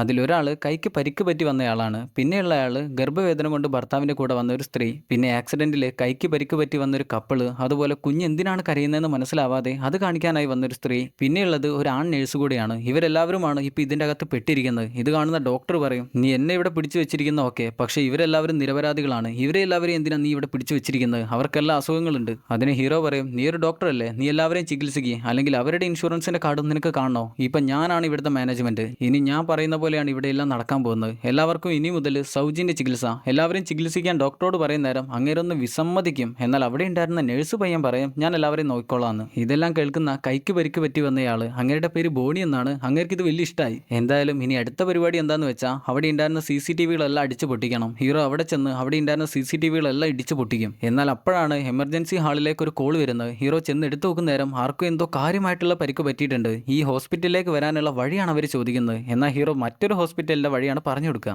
എന്നാൽ അപ്പോഴാണ് നമ്മൾ കാണുക, അതിന്റെ അടിയിൽ മറ്റൊരു ലേഡി സ്റ്റാഫ് കൂടെ ഒളിച്ചിരിക്കുന്നുണ്ട്. ഹോസ്പിറ്റലിലെ സ്റ്റാഫ് ഒളിച്ചു നിൽക്കുന്നുണ്ട്. അവൾ ഇതുവരെ ഒന്നും മിണ്ടാതിരിക്കുകയായിരുന്നു. എന്നാൽ ഹീറോ കണ്ടുപിടിച്ചു. പെട്ടെന്ന് തന്നെ പുറത്തേക്ക് ഇറങ്ങി വരാൻ പറയും. അങ്ങനെ അവൾ ആകെ കൂടെ പേടിച്ച് മെല്ലെ പുറത്തേക്ക് ഇറങ്ങി വന്ന് അവരുടെ കൂടെ ചെന്നിരിക്കും. എന്നാൽ ഈ സമയമായപ്പോഴേക്ക് അവിടേക്ക് വന്നിരുന്ന ഗർഭിണിയുടെ കൺട്രോൾ പോയി. അവൾക്ക് പ്രസവവേദന വന്നിട്ട് അവൾ ആകെ കൂടെ ആർത്ത് വിളിക്കും. കൂടെ തന്നെ അവൾ കെട്ടിയോനെ ചീത്ത പറയുകയും ചെയ്യും. നിങ്ങൾക്ക് എന്തേലും ഒന്ന് ചെയ്തൂടെ, ഞാൻ ഇവിടെ വേദന അനുഭവിക്കുന്നത് നിങ്ങൾ കാണുന്നില്ലേ, നിങ്ങൾക്ക് എന്തേലും ഒന്ന് ചെയ്തൂടെ. അതിന്റെ കൂടെ തന്നെ ആ ലേഡിയുടെ കൂടെ വന്നിരുന്ന കുഞ്ഞ് കരച്ചിലോട് കരച്ചിലാണ്. കുഞ്ഞിന് എന്തോ എവിടെയോ വേദന ആവുന്നുണ്ട്. അതെവിടെയാന്ന് കുഞ്ഞിന് പറയാൻ പറ്റില്ലല്ലോ, അതുകൊണ്ടാണ് ഇങ്ങനെ ആർത്ത് വിളിക്കുന്നത്. ആ കുഞ്ഞിന്റെ അമ്മയാണെങ്കിൽ ഹീറോയോട് സ്പാനിഷിലാണ് സംസാരിക്കുക. അതുകൊണ്ട് ഹീറോക്കും മനസ്സിലാവില്ല അവരെന്താണ് പറയുന്നതെന്ന്. എന്നാൽ അവസാനം മനസ്സിലാക്കിയെടുക്കും കൊച്ചിന് ചെവി വേദനയാണ് ആവുന്നത്. എന്നാൽ അതിന്റെ തൊട്ടു പിന്നാലെയുണ്ട് അങ്ങോട്ടൊരു എമർജൻസി ആംബുലൻസ് വരുന്നത്. അതിൽ ആർക്കോ എന്തോ പരിക്ക് പറ്റി കൊണ്ടുവന്നിരിക്കുക. എന്നാൽ അവരകത്തേക്ക് കയറ്റിയാൽ ഹീറോക്ക് അത് പണിയാവുമല്ലോ. അതുകൊണ്ട് തന്നെ അവിടെ ലോക്ക് ചെയ്ത് വെച്ചായതുകൊണ്ട് ഹീറോ തുറക്കില്ല. ഹീറോ വാതിലിന്റെ അടുത്തേക്ക് ചെന്ന് അവരോട് മറ്റേതെങ്കിലും ഹോസ്പിറ്റലിലേക്ക് പോയിക്കൊള്ളാൻ പറയുന്ന നേരം അവർ രണ്ടുപേര് പറയും, ഇങ്ങർക്ക് ബുള്ളറ്റിന്റെ ഷോട്ട് കൊണ്ടിരിക്കുക, അങ്ങനെ പെട്ടെന്ന് തന്നെ അകത്തേക്ക് കയറ്റിയില്ലെങ്കിൽ അങ്ങനെ മരിച്ചു പോകും. എന്നാൽ നമ്മുടെ ഒരു സംശയമുണ്ട്, വന്നിരിക്കുന്നത് പോലീസുകാരാണോ എന്ന്. അവർ വേഷം മാറി ഇതുപോലെ പറ്റിക്കാണോ എന്ന് വിചാരിച്ച് ഹീറോ ഡോറ് തുറന്ന് ഗണ്ണ് കാണിക്കും. അത് കാണുമ്പോൾ തന്നെ രണ്ടുപേരും അവിടെ നിന്ന് ഓടിപ്പോകും. അങ്ങനെ ഹീറോയും നഴ്സും കൂടെ അദ്ദേഹത്തെ അകത്തേക്ക് കൊണ്ടുവരും. എന്നിട്ട് ഡോക്ടറോട് ഇങ്ങനെ ചികിത്സിക്കാൻ പറയുന്ന നേരം അങ്ങേര് പറയും, ഞാൻ ഹൃദയം ശസ്ത്രക്രിയ ചെയ്യുന്ന ഒരു ഡോക്ടറാണ്, അല്ലാതെ ഇതൊന്നും എനിക്കറിയില്ല. എന്നാൽ ഹീറോ പറയും, ഹൃദയം കൈകാര്യം ചെയ്യാൻ അറിയുന്നവന് ഇത് ചെയ്യാൻ അറിയില്ല എന്ന് പറഞ്ഞാൽ ഞാൻ വിശ്വസിക്കണോ. അങ്ങനെ മിരട്ടും നേരം അങ്ങനെ അത് ചെയ്യാൻ തീരുമാനിക്കും. ഹീറോയുടെ കൈ ഗണ്ണാണല്ലോ ഉള്ളത്, അതുകൊണ്ട് കൂടുതലൊന്നും പറയാൻ പറ്റില്ല. എന്നാൽ ഈ സമയമായപ്പോഴേക്ക് കാര്യങ്ങളെല്ലാം പുറത്തറിഞ്ഞു. പോലീസുകാരെല്ലാവരും കാറിൽ ചീറിപ്പാഞ്ഞ് ഹോസ്പിറ്റലിന്റെ തൊട്ട് മുന്നിലെത്തി, എമർജൻസി റൂമിന്റെ തൊട്ട് മുന്നിലെത്തി. എന്നാൽ അവർക്ക് ഇടിച്ചു കയറി അകത്തേക്ക് വരാൻ പറ്റില്ലല്ലോ, ഹീറോയുടെ കയ്യിൽ ഗണ്ണാണല്ലോ ഉള്ളത്. അതുകൊണ്ട് അത് വെച്ച് അവരെ എന്തെങ്കിലും ചെയ്യുമെന്ന് പറയാൻ പറ്റില്ല. അതുകൊണ്ട് അവരാരും അകത്തേക്ക് വരില്ല, പുറത്ത് തന്നെ നിൽക്കും. അങ്ങനെ കുറച്ച് സമയം കഴിഞ്ഞപ്പോഴേക്ക് അവിടേക്ക് ഒരു നെഗോഷിയേറ്റർ എത്തി. ഇനി അങ്ങേര് ഹീറോയോട് സംസാരിച്ച് കാര്യങ്ങളെല്ലാം മനസ്സിലാക്കി ഇതെല്ലാം ഒന്ന് സോൾവ് ചെയ്യണം. അകത്ത് ഗർഭിണിയാണെങ്കിൽ ഗർഭവേദന കൊണ്ട് വീണ്ടും പ്രശ്നം ഉണ്ടായിക്കൊണ്ടിരിക്കുകയാണ്. അവൾക്ക് എന്തെങ്കിലും ചെയ്തേ പറ്റൂ. അതിന്റെ ഇടയിൽ ആ കപ്പിളില്ലായിരുന്നോ എല്ലൊടിഞ്ഞ് വന്ന അതിലെ ആ കപ്പിളിലെ കപ്പൻ കാമുകൻ അങ്ങേര് ഹീറോയോട് പറയും, ഇതേ നോക്ക് ഇവളുടെ എല്ലൊടിഞ്ഞിരിക്കുക, അതിപ്പോൾ എന്തെങ്കിലും ചെയ്തില്ലെങ്കിൽ പിന്നെ ഒന്നും ചെയ്യാൻ പറ്റില്ല. അവർ വലിയ സ്നേഹക്കാരാ രണ്ടുപേരും, അവരുടെ സ്നേഹം കണ്ടാൽ വേറെ ആരും ഉണ്ടാവില്ല അതുപോലത്തെ സ്നേഹക്കാർ. എന്നാൽ അപ്പോഴാണ് അവിടെ ഉണ്ടായിരുന്ന സെക്യൂരിറ്റിയുടെ വാക്കി ടോക്കിയിലേക്ക് നെഗോഷിയേറ്റർ ആശാൻ വിളിക്കുന്നത്. അങ്ങേര് കോൾ ചെയ്യുന്നത്. ഹീറോ ഫോൺ എടുത്ത് സംസാരിക്കുന്ന നേരം അങ്ങേര് ആദ്യം തന്നെ ഹീറോയുടെ പേര് ചോദിക്കും. എൻ്റെ പേര് ജോൺ ക്യൂ എന്നാണ്. ആശാൻ പറയും, ഞാൻ 35 വർഷമായി ഈ ഫീൽഡിൽ ജോലി ചെയ്യുന്നു. ഞാൻ നിങ്ങളോട് എന്തൊക്കെ സംസാരിച്ചാലും അവസാനം നിങ്ങൾ ബാങ്കിലേക്കാണ് കാര്യങ്ങളെല്ലാം ചെന്നെത്തിക്കുക. അതുകൊണ്ട് ഞാൻ ആദ്യം നിങ്ങളോടൊരു കാര്യം ചോദിക്കട്ടെ, അകത്ത് ആർക്കെങ്കിലും പരിക്ക് പറ്റിയിട്ടുണ്ടോ? അതിന് ഹീറോ പറയും, ഇത് എമർജൻസി ഹാളാണ്, എല്ലാവർക്കും പരിക്ക് പറ്റിയിട്ടുണ്ട്, പക്ഷെ ഞാൻ കാരണം ആർക്കും ഒന്നും പറ്റിയിട്ടില്ല. അതിന് ആശാൻ, ഓക്കെ നിങ്ങൾക്ക് എന്താണ് വേണ്ടത്, നിങ്ങളുടെ ആവശ്യം എന്താ, അതൊന്ന് പറ. അങ്ങനെ ഹീറോ മകന്റെ കാര്യം പറഞ്ഞു കൊടുക്കും. എൻ്റെ മകന്റെ ഹൃദയം മാറ്റിവെക്കണം. ഇൻഷുറൻസ് ക്ലെയിം ചെയ്യാൻ നോക്കി, എന്നാൽ ഇതൊരു മേജർ സർജറി ആയതുകൊണ്ട് തന്നെ അത് ക്ലെയിം ചെയ്യാൻ പറ്റിയില്ല. എന്നാൽ ആ ഓപ്പറേഷൻ ചെയ്യാൻ മാത്രമുള്ള കാശ് എൻ്റെ കയ്യിലില്ലായിരുന്നു. അതുകൊണ്ട് തന്നെ എൻ്റെ മകന്റെ പേര് ഹൃദയം ആവശ്യമായ ആളുകളുടെ ലിസ്റ്റിലേക്ക് ചേർക്കുന്നില്ല. അവന്റെ പേര് അതിൽ ചേർത്താലേ അവൻ ആവശ്യമായിട്ടുള്ള ഹൃദയം ആർക്കെങ്കിലും ഉണ്ടെങ്കിൽ അത് കണ്ടുപിടിക്കാൻ പറ്റൂ. ഹീറോ മകനെ കുറിച്ച് സംസാരിക്കുന്ന നേരം അങ്ങേര് പറയും, മിസ്റ്റർ ജോൺ ക്യൂ, എനിക്കും ഉണ്ട് ഒരു മകള് ഒരു മകന്. ഇത് കേൾക്കുന്ന ജോൺ ക്യൂ ഹീറോ പറയും, ഏയ് താൻ എനിക്കിട്ട് ഉണ്ടാക്കല്ലേ, പറയുന്ന കാര്യം അതുപോലെ അങ്ങ് കേട്ടാൽ മതി, കൂടുതൽ കാര്യങ്ങളൊന്നും ഇങ്ങോട്ട് സംസാരിക്കേണ്ട. ആശാൻ പറയും, അങ്ങനെയാണെങ്കിൽ നിങ്ങളുടെ മേലിൽ എനിക്കൊരു വിശ്വാസം വേണം. അതുകൊണ്ട് നിങ്ങൾ ആദ്യം തന്നെ അകത്ത് പെട്ടുകിടക്കുന്ന 2 ബന്ദികളെ പുറത്തേക്ക് അയക്കണം. ഇത് കേൾക്കുന്ന ഹീറോ അതൊരിക്കലും സമ്മതിച്ചു കൊടുക്കില്ല. ആശാനാണെങ്കിലും ഹീറോ ഇങ്ങനെ ചെയ്യാതെ ഹീറോ പറയുന്ന കാര്യം ചെയ്യില്ല എന്ന് ഉറച്ചു നിൽക്കും. പക്ഷേ ആശാൻ അത് ചെയ്യാതെ വേറൊരു നിവൃത്തിയില്ല എന്ന് ഹീറോക്കറിയാം. അതുകൊണ്ട് തന്നെ നമ്മുടെ ആൾ കോള് കട്ട് ചെയ്യും. അങ്ങനെ കുറച്ച് സമയം കഴിയും നേരം അകത്തെല്ലാവരും പരസ്പരം സംസാരിക്കാൻ തുടങ്ങും. ഹീറോ ആർക്കും ഒരു ഉപദ്രവം ഉണ്ടാക്കുന്നില്ലല്ലോ, അതുകൊണ്ട് തന്നെ എല്ലാവരും നല്ലപോലെയാണ് സംസാരിക്കുക. പക്ഷേ കൈക്ക് പരിക്ക് പറ്റിയിരുന്ന ബോണിയും കപ്പിളിലെ കപ്പനും അവർ രണ്ടുപേരും അങ്ങ് ചേരില്ല. അവർ ഓരോ കാര്യങ്ങൾ പറഞ്ഞ് അങ്ങോട്ടും ഇങ്ങോട്ടും പ്രശ്നമാണ്, പരസ്പരം കളിയാക്കുകയൊക്കെ ചെയ്യും. അന്നേരം ഹീറോ കപ്പിളിലെ കപ്പനോട് ചോദിക്കും, നിങ്ങൾക്ക് എന്താ പറ്റിയെന്ന്. അപ്പോഴാണ് അവൻ പറയാ, ഞങ്ങൾക്കൊരു ആക്സിഡന്റ് പറ്റിയതാണ്, പക്ഷേ എൻ്റെ ഭാഗത്തുള്ള എയർ ബാഗ് ഓണായി, അവളുടെ ഭാഗത്തുള്ള എയർ ബാഗ് ഓണായില്ല. അതിന് ഹീറോ നിങ്ങളുടെ കാർ ഏതാന്ന് ചോദിക്കുന്ന നേരം അവൻ പറയും 1986 മെഴ്സിഡീസ് 500. അതിന് ഹീറോ 1988 മുതലാണ് മെഴ്സിഡീസ് പാസഞ്ചർ സീറ്റിലും എയർ ബാഗുകൾ ഫിറ്റ് ചെയ്യാൻ തുടങ്ങിയത്. അതിനു മുന്നേ അതില്ലായിരുന്നു. സത്യം പറഞ്ഞാൽ അവന്റെ മോഡൽ കാറിൽ പാസഞ്ചർ സീറ്റിൽ എയർ ബാഗ് ഇല്ല. അതില്ലാത്തത് കൊണ്ടാണ് അവൾക്ക് പരിക്ക് പറ്റിയത്. ഇത് കേൾക്കുന്ന ബോണി കപ്പൻ നോക്കി കോട്ടിട്ട മണ്ടെന്ന് പറഞ്ഞ് ചിരിക്കും. എന്നാൽ കപ്പൻ സ്മോക്ക് ചെയ്യാൻ നോക്കുന്ന നേരം ഹീറോ പറയും, ഇതിനകത്ത് സ്മോക്ക് ചെയ്യാൻ പറ്റില്ല, എല്ലാത്തിനും ഹീറോക്ക് നിയമങ്ങളുണ്ട്, അതുകൊണ്ട് തന്നെ അവന് ഹീറോയെ അത്രക്കങ്ങ് ഇഷ്ടാവില്ല. ഇതേ സമയം ബുള്ളറ്റ് ഷോട്ട് കൊണ്ടുവന്നിരുന്ന ആളില്ലായിരുന്നോ, അങ്ങേരുടെ ഓപ്പറേഷൻ ചെയ്തു കഴിഞ്ഞു, ഡോക്ടർ എല്ലാം ചെയ്തു കഴിഞ്ഞു, അങ്ങനെ ഇപ്പോൾ ഓക്കെയാണ്. എന്നാൽ ഈ കാര്യങ്ങളൊന്നും ഭാര്യ ഇതുവരെ അറിഞ്ഞിട്ടില്ല. അവള് മകന്റെ കൂടെ അങ്ങനെ നിൽക്കുക. മകനാണെങ്കിൽ ചോദിക്കും, അച്ഛൻ എവിടെ പോയെന്ന്. അതിന് അവള് പറയും, അച്ഛൻ എവിടെ പോയെന്ന് എനിക്കറിയില്ല, പക്ഷെ പെട്ടെന്ന് തന്നെ തിരിച്ചു വരും. എന്നാൽ അവൻ വീണ്ടും ചോദിക്കും, അച്ഛനോട് പെട്ടെന്ന് തന്നെ വരാൻ പറയണമെന്ന്. അമ്മ അതേന്നും പറയും. ഇതേ സമയം തന്നെ പുറത്ത് നെഗോഷിയേറ്റർ കൂടാതെ മറ്റൊരു ഓഫീസർ കൂടെ എത്തി. അങ്ങേരാണ് കുറച്ചുകൂടെ പോപ്പുലർ. അങ്ങേര് വന്ന് ഇറങ്ങുമ്പോൾ തന്നെ ആളുകൾ എല്ലാവരും കൈയടിക്കും. എന്നാൽ ഇവിടെ നെഗോഷിയേറ്റർ ഹീറോ ആയിട്ട് സംസാരിക്കുന്നതും ഈ കാര്യങ്ങളെല്ലാം സോൾവ് ചെയ്യാൻ നോക്കുന്നതും വന്ന ഓഫീസർക്ക് തീരെ ഇഷ്ടാവില്ല. അതുകൊണ്ട് തന്നെ അങ്ങേരുടെ അടുത്ത് വന്ന് പറയും, ഇവിടെ നിന്ന് കൂടുതൽ ഷോ ഇറക്കേണ്ട ആവശ്യമൊന്നുമില്ല, പെട്ടെന്ന് തന്നെ ഇവിടുന്ന് പോയിക്കോ, ഇവിടെയുള്ള കാര്യങ്ങളെല്ലാം സോൾവ് ചെയ്യാൻ എനിക്കറിയാം. എന്നാൽ ആശാൻ അതിനെതിരെ കൂടുതൽ സംസാരിക്കില്ല. എന്തേലും സംസാരിച്ചാൽ ഓഫീസർ ആശാനെ പുറത്തായി കളയും. ഓഫീസറിനാണ് ഇപ്പോൾ ഇൻചാർജ് ഉള്ളത്. അകത്ത് ഹീറോ വെൻഡിങ് മെഷീനിൽ കാശിട്ട് ഭക്ഷണങ്ങളൊക്കെ എടുത്ത് അവിടെയുള്ള ആളുകൾക്ക് എല്ലാവർക്കും കഴിക്കാൻ കൊടുക്കും. അങ്ങനെ എല്ലാവരും കഴിച്ചോണ്ടാണ് പിന്നെ സംസാരിക്കുന്നത്. എന്നാൽ ഹീറോക്ക് ഇതുവരെ മനസ്സിലായിട്ടില്ല ഇൻഷുറൻസ് കമ്പനികൾ ക്ലെയിം ചെയ്യുന്ന കാര്യത്തിൽ എന്താണ് തരികിട കാണിച്ചതെന്ന്. അത് മനസ്സിലാവില്ല. എന്നാൽ അവിടെ ഉണ്ടായിരുന്ന നഴ്സ് പയ്യനാണ് കാര്യങ്ങളെല്ലാം പറഞ്ഞു കൊടുക്കുക. അവനെല്ലാം വ്യക്തമായി പറഞ്ഞു കൊടുക്കും. കുറച്ച് കഴിഞ്ഞ് ഹീറോ വീണ്ടും ആശാനെ കോൾ ചെയ്യും, വാക്കി ടോക്കിയിൽ കോൺടാക്ട് ചെയ്യും. എൻ്റെ മകന്റെ പേര് ലിസ്റ്റിൽ ഉൾപ്പെടുത്തിയോ എന്ന് ചോദിക്കുന്ന നേരം അങ്ങേര് പറയും, ഞാൻ പറയുന്ന കാര്യം നീ ചെയ്തില്ലല്ലോ, പിന്നെ എങ്ങനെയാണ് നീ പറയുന്നത് ഞാൻ ചെയ്യാം. ബന്ദിയായിട്ടുള്ള ഏതെങ്കിലും 2 പേരെ നീ പുറത്തേക്ക് അയക്കി. അങ്ങനെയാണെങ്കിൽ നീ പറയുന്ന കാര്യം എനിക്ക് ഇവിടെയുള്ള എല്ലാവരോടും പറയാം, ഇവർക്ക് എല്ലാവർക്കും വിശ്വാസമാവേണ്ടേ നിന്നെ. എന്നാൽ ഇതേ സമയം തന്നെ എമർജൻസി റൂമിലെ എല്ലാ ക്യാമറകളും ഹീറോ അടിച്ച് പൊട്ടിച്ചിട്ടുണ്ടെങ്കിലും അവിടെ ഹിഡൻ ആയിട്ട് കുറച്ച് ക്യാമറകളുണ്ട്. ഒളിപ്പിച്ച് വെച്ച ഒളി ക്യാമറകൾ കുറച്ചെണ്ണുണ്ട്. അതിന്റെ എല്ലാം ആക്സസ് പോലീസുകാർക്ക് എല്ലാവർക്കും കിട്ടി. ഇപ്പൊ അകത്ത് എന്താണ് ഹീറോ ചെയ്യുന്നതെന്നുള്ള കാര്യം അവർക്ക് എല്ലാവർക്കും കണ്ടുപിടിക്കാൻ പറ്റും, കാണാൻ പറ്റും. എന്നാൽ ക്യാമറയിൽ വ്യക്തമല്ല ഹീറോയുടെ മുഖം. അതുകൊണ്ട് തന്നെ അവർ ക്രോപ്പ് ചെയ്ത് അതിന്റെ ക്ലാരിറ്റി കൂട്ടും. അങ്ങനെ ഹീറോയുടെ മുഖം അവർ കണ്ടു. ഹോസ്പിറ്റൽ മാനേജ്മെന്റിലെ മഞ്ഞമുടി ലേഡി ഓടി വന്ന് ഹീറോയുടെ മുഖം നോക്കും. അങ്ങനെ അവൾക്കും മനസ്സിലായി അത് ആരാണെന്നുള്ളത്. എന്നാൽ വാക്കി ടോക്കിയിൽ ഹീറോ പറയും, ഇപ്പൊ സമയം 4:15, ഞാൻ 2 പേരെ പുറത്തേക്ക് അയക്കും. 5:15 ആവുമ്പോഴേക്ക് എന്റെ മകന്റെ പേര് ആ ലിസ്റ്റിൽ കയറിയിരിക്കണം. എന്നാൽ ഹീറോ ഇങ്ങനെ ഒരു ആവശ്യം മുന്നോട്ട് വെക്കുന്നുള്ള കാര്യം ആശാൻ മനസ്സിലാക്കിയില്ല. ആശാൻ ചിന്തിച്ചത് പോലുമില്ല. ആശാൻ പറയും 5:15 പറ്റില്ല. അതിന് ഹീറോ 5:15 തന്നെ പറ്റും, അതിന് പറ്റിയേ പറ്റൂ എന്ന് പറഞ്ഞ് വാശി പിടിക്കും. ഇല്ലെങ്കിൽ 2 പേരെ ഞാൻ കൊന്നു കളയൂന്ന് പറയുന്ന നേരം ആശാന് പിന്നെ കൂടുതലൊന്നും ചെയ്യാൻ പറ്റില്ല, കേട്ടല്ലേ പറ്റൂ. അങ്ങനെ അകത്ത് ഹീറോയുടെ അടുത്ത പരിപാടി 2 പേരെ പുറത്തേക്ക് അയക്കുക എന്നുള്ളതാണല്ലോ. ഹീറോ തീരുമാനിക്കുക, ആ കുഞ്ഞുമായി വന്ന ലേഡി ഇല്ലായിരുന്നോ സ്പാനിഷ് സംസാരിക്കുന്ന, ഒന്ന് അവര്, രണ്ടാമത്തേത് ഗർഭിണിയുടെ കൂടെ തന്നെ ഭർത്താവിന് പോകാൻ പറ്റില്ല. അതുകൊണ്ട് അവള് പറയും, എന്റെ കൂടെ എന്റെ ഭർത്താവിനെ കൂടെ വേണം. അതിന് ഭർത്താവ് പറയും, നീ പേടിക്കണ്ട, നീ പുറത്തേക്ക് ചെല്ല്, ഞാൻ എന്തായാലും പുറത്തേക്ക് വരും. എന്നാൽ അവരെ 2 പേരെയും പുറത്തേക്ക് അയക്കുന്നത് കപ്പന് തീരെ ഇഷ്ടമായില്ല. അവൻ പറയും, എന്തുകൊണ്ട് ഞങ്ങൾ പുറത്തേക്ക് അയക്കുന്നില്ല, ഞങ്ങൾ അയച്ചൂടെ. എന്നാൽ ഹീറോ ഗണ്ണുമായിട്ട് അവന്റെ അടുത്ത് ചെല്ലുന്ന നേരം പെട്ടെന്നാണ് അവൻ പെപ്പർ സ്പ്രേ എടുത്ത് ഹീറോയുടെ മുഖത്തേക്ക് അടിക്കുക. അതിന്റെ കൂടെ തന്നെ ഒരു പേന എടുത്ത് ഹീറോയുടെ ഷോൾഡറിനിട്ട് ഒരു ഒറ്റ കുത്താണ്. കയ്യിൽ നിന്ന് ഗണ്ണ് തിരിച്ച് താഴെ വീഴും. കാമുകിയോട് ബേബി പെട്ടെന്ന് തന്നെ പോയിട്ട് ആ ഗണ്ണ് എടുക്കെന്ന് പറയുന്ന നേരം അവളാണെങ്കിൽ ആകെ കൂടെ പേടിച്ചിരിക്കുകയാണ്. എന്നാൽ അവൻ വീണ്ടും വീണ്ടും പറയുന്ന നേരം അവൾ ചെന്ന് ഗണ്ണെടുക്കാൻ നേരം അവിടെ ഉണ്ടായിരുന്ന പെപ്പർ സ്പ്രേ ആണ് എടുക്കുക. അത് കൊണ്ടുവന്ന് കാമുകന്റെ മുഖത്ത് തന്നെ അടിച്ചെടുക്കും. സംഭവം എന്താന്ന് വെച്ചാൽ ഇമാതിരി ഡേഞ്ചർ സിറ്റുവേഷനിൽ അവൻ ഇതുപോലെ ഓരോ കാര്യങ്ങൾ ചെയ്യുകയാണെങ്കിൽ ഹീറോ ഷൂട്ട് ചെയ്യുമെന്ന് പറയാൻ പറ്റില്ല. അഥവാ ഷൂട്ട് ചെയ്താൽ ചിലപ്പോൾ അവൾക്ക് തന്നെ കൊണ്ടാലോ. അതുകൊണ്ട് ഇമാതിരി മണ്ടൻ പരിപാടികളെല്ലാം ചെയ്തു വെച്ച് ഇവന്റെ കൂടെ എനിക്ക് ജീവിക്കേണ്ടെന്ന് പറഞ്ഞാണ് അവൻ അടിക്കുക. ഇത് കാണുന്ന ബോണിക്കും അവിടെ ഉണ്ടായിരുന്ന ആളുകൾക്ക് എല്ലാവർക്കും ചിരി വരും. ഹീറോ പെട്ടെന്ന് തന്നെ ചാടി എഴുന്നേറ്റ് സെക്യൂരിറ്റിയുടെ കയ്യിൽ നിന്നും ഹാൻഡ് കഫ് വാങ്ങി അവന്റെ കൈ ലോക്ക് ചെയ്ത് അവിടെ ലോക്ക് ചെയ്ത് വെക്കും. അവനിനി ഒന്നും ചെയ്യാൻ പറ്റില്ല. എന്നാൽ ഹീറോ ഇപ്പൊ തീരുമാനിക്കുന്നത് ആ ഗർഭിണിയുടെ ഭർത്താവിനെ കൂടെ അയക്കാന്നാണ്, പുറത്തേക്ക് അയക്കാന്നാണ്. അങ്ങനെ അവരെല്ലാവരെയും ഹീറോ പുറത്തേക്ക് ഡോറ് തുറന്ന് പുറത്തേക്ക് മെല്ലെ അയക്കും. കുട്ടി കൂടെയുള്ള സ്പാനിഷ് ലേഡി ആണെങ്കിൽ പോകാൻ നേരം ഹീറോയെ നോക്കി John Q you are a cool man എന്നും പറഞ്ഞാണ് പുറത്തേക്ക് ഇറങ്ങുക. അങ്ങനെ എല്ലാവർക്കും സന്തോഷമായി, പുറത്തുള്ള എല്ലാവർക്കും വലിയ സന്തോഷമായി. മീഡിയക്കാരെല്ലാവരും കൂടെ അകത്തുണ്ടായിരിക്കുന്നവനെ കുറിച്ച് നിങ്ങൾക്ക് എന്താ സംസാരിക്കാനുള്ളതെന്ന് ചോദിക്കുന്ന നേരം അവരെല്ലാവരും നല്ലത് മാത്രമാണ് പറയുന്നത്. സ്പാനിഷ് ലേഡിയും അകത്തിന്ന് എന്താണോ ഹീറോയോട് പറഞ്ഞത് അത് തന്നെയാണ് ഇവിടെ ഒന്നും പറയാ. John Q he is a cool man, അവൻ ഞങ്ങളെയൊന്നും ചെയ്തില്ല, അവൻ നല്ലപോലെയാണ് ഞങ്ങളോട് പെരുമാറിയതെന്ന് അവർ രണ്ടുപേരും എല്ലാവരോടും പറയും. ഇതേ സമയം തന്നെ നമ്മൾ ആദ്യം കണ്ടിരുന്ന ന്യൂസ് റിപ്പോർട്ടറിലായിരുന്നോ ഹീറോ സഹായം ചോദിക്കാൻ പോയ അങ്ങേര് കൂടെ ടീമായിട്ട് അവിടെ എത്തിയിട്ടുണ്ട്, അവിടെ ന്യൂസ് പിടിക്കാൻ എത്തിയിട്ടുണ്ട്. എന്നാൽ അങ്ങേര് നോക്കുന്നേരം കാണുന്നത് പോലീസുകാരെല്ലാവരും എന്തോ ഒരു വീഡിയോ കാണുന്നതാണ്. അങ്ങനെ അങ്ങേർക്ക് മനസ്സിലായി അകത്തുള്ള എന്തോ ഒരു വിഷ്വൽ പോലീസുകാർക്ക് കാണാൻ പറ്റുന്നുണ്ടെന്ന്.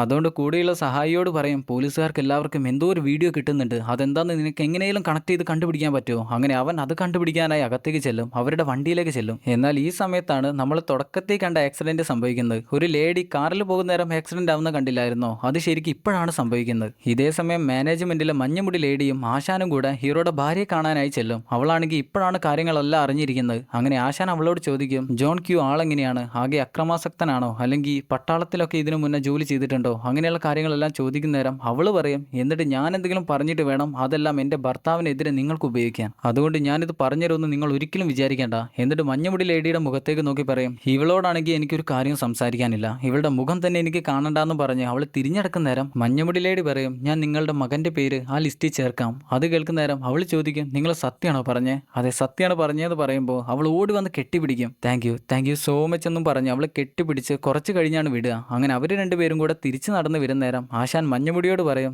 എന്തായാലും നിനക്ക് നല്ലപോലെ അഭിനയിക്കാൻ അറിയാം. അതിന് അവള് പറയും ഞാൻ അതിന് അഭിനയിക്കൊന്നുമല്ല ചെയ്തേ. ഈ സമയപ്പോഴേക്ക് പുറത്ത് പോലീസിന്റെ ഹെലികോപ്റ്റർ എത്തി, നാട്ടുകാരെല്ലാവരും തടിച്ചുകൂടി. ഇപ്പൊ ഈ കാര്യം നാട്ടുകാരെല്ലാവരും അറിഞ്ഞു. നമ്മൾ നേരത്തെ കണ്ട ന്യൂസ് റിപ്പോർട്ടർ ഹീറോയുടെ കൂട്ടുകാരനെ കൊണ്ടുവന്ന് അങ്ങേരെ കൊണ്ട് സംസാരിപ്പിക്കുന്നുണ്ട്. അങ്ങേര് പറയുന്നതാണെങ്കിൽ നീ സേഫ് ആയിരിക്കും, ഞാൻ എന്തിനും നിന്റെ കൂടെയുണ്ട്. ഇത് കേൾക്കുന്ന ഹീറോക്കാണെങ്കിൽ കരച്ചിൽ വരും. ഇവിടെ നമ്മുടെ നെഗോഷിയേറ്റർ ആശാൻ അവിടെ ഉണ്ടായിരുന്ന ഒരു ഉദ്യോഗസ്ഥനോട് വന്ന് ചോദിക്കും ആ ഓഫീസറുടെ പ്ലാൻ എന്താണെന്ന്. ഓഫീസർ ഇല്ലേ അങ്ങോട്ട് വന്ന ആശാൻ ഇഷ്ടമില്ലാത്ത ഓഫീസർ അങ്ങയുടെ പരിപാടി എന്താണെന്ന് ചോദിക്കും. അന്നേരമാണ് അങ്ങേര് പറഞ്ഞു കൊടുക്കുക AC ഓഫ് ചെയ്ത് AC വെന്റിൽ കൂടെ ഒരാൾ ഗണ്ണുമായിട്ട് അകത്തേക്ക് പറഞ്ഞു വിട്ട് ഹീറോയെ ഷൂട്ട് ചെയ്യാനാണ് അവരുടെ പ്ലാന്. എന്നാൽ ഇത് കേൾക്കുന്ന ആശാൻ പെട്ടെന്ന് തന്നെ ആ ഓഫീസറുടെ അടുത്തേക്ക് വന്ന് നീ എന്ത് പരിപാടിയെ കാണിക്കുന്നത്, ഇമാതിരി പരിപാടിയൊന്നും ചെയ്യാൻ പറ്റില്ല. ഞാൻ അവനോട് മാന്യമായി സംസാരിച്ച് അവന്റെ കാര്യങ്ങൾ മനസ്സിലാക്കി ഇതെല്ലാം സോൾവ് ചെയ്യാൻ ശ്രമിക്കുകയാണ്. അതിന് ഓഫീസർ ഞാൻ എന്ത് ചെയ്യണമെന്ന് ഞാൻ തീരുമാനിക്കും, അല്ലാതെ നിന്നെ പോലെയുള്ളവർ എനിക്ക് വന്ന് അഡ്വൈസ് തരേണ്ട ആവശ്യമില്ല. അങ്ങനെ ആശാനെ ഇട്ട് ചീത്ത പറഞ്ഞുകൊണ്ടിരിക്കുകയാണ്. അവസാനം പറയും ഈ പരിപാടിക്ക് നിങ്ങൾ എനിക്ക് ആവശ്യമില്ല, അതുകൊണ്ട് നിങ്ങൾ ഇപ്പൊ തന്നെ പുറത്തു പോകും, ഞാൻ ചെയ്യുന്ന എന്താന്ന് കണ്ട് മനസ്സിലാക്ക്. കുറച്ച് സമയം കഴിഞ്ഞപ്പോഴേക്ക് ഓഫീസറുടെ പ്ലാൻ സ്റ്റാർട്ട് ചെയ്യാൻ തുടങ്ങി. അതിലൊരുത്തനെ ഗണ്ണുമായിട്ട് AC ഓഫ് ചെയ്ത് അതിന്റെ അകത്തുകൂടെ പറഞ്ഞു വിടും. അകത്ത് ഹീറോ മകന്റെ പേര് ലിസ്റ്റിൽ ഉൾപ്പെടുത്തിയെന്നുള്ള ആശാന്റെ കോൾ കേൾക്കാൻ കാത്തിരിക്കുക. എന്നാൽ അപ്പോഴാണ് കോൾ അടിയുന്നത്, ഫോൺ വരുന്നത്. എന്നാൽ അവിടെയുള്ള മെയിൻ ഫോണിലേക്കല്ല കോൾ വരിക, മറ്റൊരു ഫോണിലേക്കാണ് കോൾ വരുന്നത്. അത് ചെന്ന് എടുത്തു നോക്കുന്ന നേരം അതിൽ ഭാര്യയാണ് സംസാരിക്കുക. മകന്റെ പേര് അവർ ലിസ്റ്റിൽ ചേർത്തു. അത് കേൾക്കുന്ന ഹീറോ നീ പറയുന്നത് സത്യമാണോ. അവൾ അതെ സത്യമാണ്, അവരിപ്പോൾ വന്ന് പറഞ്ഞതേ ഉള്ളൂ എന്ന് പറയുന്ന നേരം ഹീറോക്ക് വലിയ സന്തോഷമായി. ഹീറോ ആ ഫോൺ തന്നെ എടുത്ത് വട്ടം ചുറ്റി നടന്നാണ് സംസാരിക്കുക. പക്ഷേ ഇവിടെയുള്ള വിഷയം എന്താന്ന് വെച്ചാൽ മകന്റെ പേര് ലിസ്റ്റിൽ ചേർക്കാൻ പറ്റിയെങ്കിലും അവൻ ആവശ്യമായിട്ടുള്ള ഹൃദയം ഇനി കിട്ടണം. കിട്ടിയില്ലെങ്കിൽ അത് കിട്ടാനായിട്ട് നേരം വൈകിയാൽ അവൻ മരിക്കും. അവളാണെങ്കിൽ ഇപ്പൊ അതിന്റെ ടെൻഷനില്ല. അതും പറഞ്ഞോട് അവൾ കരയാൻ തുടങ്ങും. ഇതേ സമയം പുറത്ത് ആ റിപ്പോർട്ടറുടെ കൂടെ ഉണ്ടായിരുന്ന അസിസ്റ്റന്റ് അവൻ ക്യാമറ ഫൂട്ടേജ്, പോലീസുകാർക്ക് മാത്രം കിട്ടിയിരുന്ന ഹിഡൻ ക്യാമറ ഫൂട്ടേജ് എന്തൊക്കെയോ ചെയ്ത് അവരുടെ കമ്പ്യൂട്ടറിലേക്ക് എത്തിക്കും. ഇപ്പോഴകത്തെന്താണ് സംഭവിക്കുന്നതെന്ന് അങ്ങേർക്കും അറിയാം. അങ്ങേര് പെട്ടെന്ന് തന്നെ ക്യാമറ ഓൺ ചെയ്ത് കാര്യങ്ങളെല്ലാം പറയാൻ തുടങ്ങും. അകത്ത് ഹീറോ ഇപ്പൊ മകനോടാണ് സംസാരിക്കുന്നത്. അവനാണെങ്കിൽ ഇഷ്ടംപോലെ സംശയങ്ങളുണ്ട്, ഞാൻ മരിക്കുമോ, എനിക്ക് ജീവിക്കാൻ പറ്റുമോ, അങ്ങനെ ഓരോരോ സംശയങ്ങൾ. അതെല്ലാം ഹീറോ തീർത്തുകൊണ്ടിരിക്കുക. നിനക്കൊന്നും പറ്റില്ല, ഞങ്ങൾ രണ്ടുപേരും നിന്റെ കൂടെയുണ്ട്. എന്നാൽ ഇതേ സമയമാണ് AC വെന്റിക്കോട് ഗണ്ണായിട്ട് വന്നിരിക്കുന്നവൻ എമർജൻസി റൂമിന്റെ നേരെ മേലെ എത്തുക. അവൻ മെല്ലെ അവിടെ ഉണ്ടായിരുന്ന അടപ്പ് മാറ്റി നോക്കുന്ന നേരം അവന് സുഖമായിട്ട് ഹീറോയെ കാണാൻ പറ്റും. അവൻ പെട്ടെന്ന് തന്നെ ഗണ്ണെടുത്ത് എയിം ചെയ്യും. എന്നാൽ ഷൂട്ട് ചെയ്യണമെങ്കിൽ പുറത്തുനിന്ന് ഓർഡർ വരണം. അവനിപ്പോൾ അതിനാണ് കാത്തിരിക്കുന്നത്. കുറച്ചു നേരം കഴിയുമ്പോഴേക്ക് അതിനുള്ള ഓർഡറും കിട്ടി, ഇനി ഷൂട്ട് ചെയ്താൽ മാത്രം മതി. എന്നാൽ അപ്പോഴാണ് പുറത്തുണ്ടായിരുന്ന ന്യൂസ് റിപ്പോർട്ടറില്ലേ അങ്ങരുടെ ന്യൂസ് ചാനലിൽ പോലീസുകാർ മാത്രം കണ്ടുകൊണ്ടിരുന്ന റൂമിലിരുന്ന ആ ഹിഡൻ ക്യാമറയുടെ ഫൂട്ടേജ് അവർ ടെലികാസ്റ്റ് ചെയ്യുന്നത്. എന്നാൽ അകത്തിരിക്കുന്ന ബോണിയാണത് കാണുക. അവൻ പറയും, ഇവിടെ ക്യാമറയുണ്ട്, നിങ്ങൾ എന്താണ് ചെയ്യുന്നതെന്ന് പുറത്തുനിന്ന് അവർക്ക് കാണാൻ പറ്റും, നിങ്ങളിപ്പോൾ ടി വിയിൽ കാണുന്നുണ്ട്. ഹീറോ ഈ ക്യാമറ എവിടെയാണെന്ന് അറിയാൻ തിരിഞ്ഞു നോക്കുന്നവരാണ് ഗണ്ണ് പിടിച്ച് നിൽക്കുന്ന ഷൂട്ടറെ കാണുക. അവൻ പെട്ടെന്ന് തന്നെ ഷൂട്ട് ചെയ്തു. എന്നാൽ ഹീറോയുടെ ഷോൾഡറിൽ കൂടെ തേഞ്ഞാണത് പോവുക. പണി പാളിയെന്ന് മനസ്സിലാവുന്ന ഹീറോ മരിച്ച പോലെ താഴേങ്ങി വീഴും. അങ്ങനെ എല്ലാവരും ഹീറോ മരിച്ചെന്ന് വിചാരിക്കുന്ന നേരം ഷൂട്ട് ചെയ്യാനായി വന്നയാൾ മെല്ലെ തിരിച്ചു പോവുകയാണ്. എന്നാൽ അപ്പോഴാണ് അവിടെ ഉണ്ടായിരുന്ന റൂഫ് പൊളിഞ്ഞ് അങ്ങയുടെ കാല് താഴേക്ക് വന്നു പോകുന്നത്. ആ ഗ്യാപ്പിൽ ഹീറോ എഴുന്നേറ്റ് ഓടിച്ചെന്ന് അങ്ങയുടെ കാല് പിടിച്ച് വലിച്ചു താഴെയിട്ട് അങ്ങയുടെ മുഖത്ത് ഇടിച്ചിടിച്ച് പത്തിരിയാക്കും. എന്നാൽ ഇപ്പോൾ ഇതെല്ലാം ഉണ്ടായത് അവർക്ക് ഹീറോയെ പിടിക്കാൻ പറ്റാതായത് ന്യൂസിൽ കൂടെ ആ ഹിഡൻ ഫൂട്ടേജ് ഹീറോ കണ്ടതുകൊണ്ടാണല്ലോ.